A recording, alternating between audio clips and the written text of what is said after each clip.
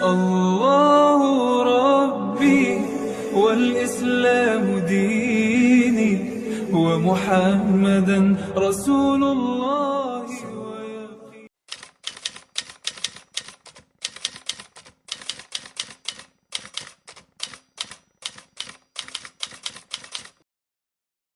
Baik Bapak Ibu, tadi di awal kajian kita sudah menyampaikan bahwa Allah itu adalah wujud yang mutlak, wujud yang tunggal, ahad, hanya Dia satu-satunya yang ada dan tidak ada yang lain.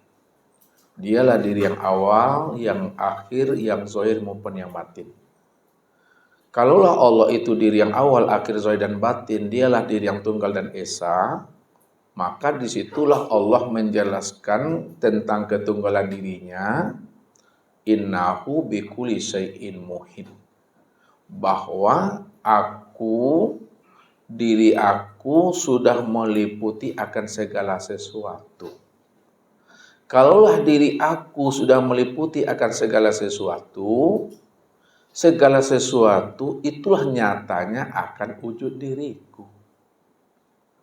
Pandangan makrifatnya, aku sendiri yang meliputi akan wujud diriku sendiri. Itu yang pertama. Yang kedua, pandangan kita tentu memandang kepada kesempurnaannya lagi ya, turun kepada hakikat kita. Tadi makrifat meliputi hakikat turunnya. Ketika kita duduk pada maqam hakikat, Allah juga mengutarakan inna rabbaka ahatto binnas, bahwa sesungguhnya aku, Tuhanmu, aku ini Allah, sudah meliputi akan diri sekalian manusia. Kalaulah alam ini ya, kenyataan wujud dirinya Allah, akan tetapi kesempurnaan akan kenyataan diri Allah pada sekalian alam itu pada diri kita, manusia. Disitulah Allah mengatakan sesungguhnya diriku sudah meliputi akan sekalian diri manusia. Manusia terlampau sangat jauh kita memahaminya, pandang kepada diri. Aku ini sudah meliputi akan wujud dirimu, wa fi anfusikum afala tubsirun. Aku ini dah wujud, aku ini dah nyata, aku ini dah terang pada dirimu, zahir dan batin. Zahirnya aku nyata pada dirimu, berbentuk tubuh. Batinnya aku nyata pada dirimu, sudah berupa ruh. Ruh dan tubuh itulah nyatanya zahir dan batinnya aku, yang dikatakan namanya insan. Ketika Allah dah bukakan rahasia dirinya kepada kita bahwa insan itu adalah Dia, maka pandangan kita mesti mampu memandang Allahnya pada segala alam dan sempurna pada segala manusia. Bahwa segala manusia itulah nyatanya akan diri Allah. Ditilik lagi ke dalam, manusia ini kan banyak. Ada yang kafirnya dan ada yang tidaknya. Cara memandangnya, pandanglah kesempurnaan diri Allah pada insan, pada manusia, adalah manusia yang solehnya. Yang baik. Kenapa memandang kesempurnaan nyatanya Allah itu kepada manusia yang baik, yang ma'rifat, bukan kepada manusia yang kafir. Ya, kepada manusia yang baik, yang soleh. Setelah kita paham memandang kesempurnaan Allah kepada manusia yang soleh, manusia yang soleh ada di atas yang soleh itu makomnya lagi. Memandang kesempurnaan Allah pada manusia yang soleh itu adalah pada manusia yang disebut namanya dengan ulama. Ulama, manusia yang soleh, yang ulama. Ya. Kenapa manusia yang soleh yang ulamanya? Karena al-ulama warasatul anbiya. Innama yasallaha min ibadi al-ulama. Ulama itu pewaris Nabi. Dan orang yang paling takut kepada Allah itu adalah al-ulama. Karena dia telah mengenal siapa Tuhannya dan siapa pula dirinya. Itu ulama. Di atas ulama masih ada makomnya lagi. Itu yang disebut namanya as-shadiqin. Ada juga ulama yang as-sodikin. Sodikin itu ucapannya dengan perbuatannya serasi. Hatinya dengan akal pikirnya juga seia sekata.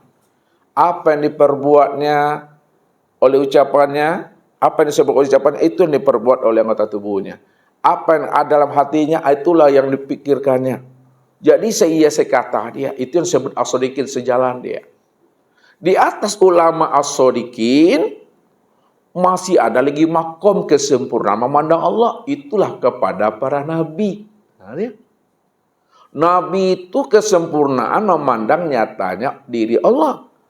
Namun Nabi ini banyaknya 124.000. Untuk memandang kesempurnaan nyatanya dirinya Allah pada 124.000 Nabi itu, memandangnya kepada 315 ya, yang menjadi Rasul. Dari 315 tempat kesempurnaan memandang nyatanya diri Allah, sempurna lagi itu 25.